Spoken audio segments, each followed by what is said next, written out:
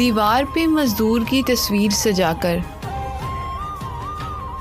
अखबार के कोने में खबर एक लगाकर,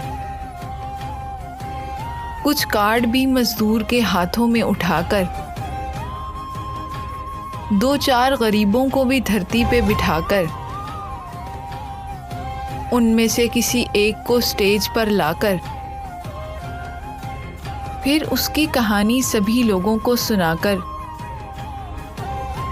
तकरीर कराकर तो कभी ताली बजाकर, मज़दूर को मज़दूर का इरफान दिलाकर, और अपने तई कारे मुक़द्दस को निभाकर, हर साल ये एहसान जताते हैं बड़े लोग। मज़दूर का फिर जश्न मनाते हैं बड़े लोग।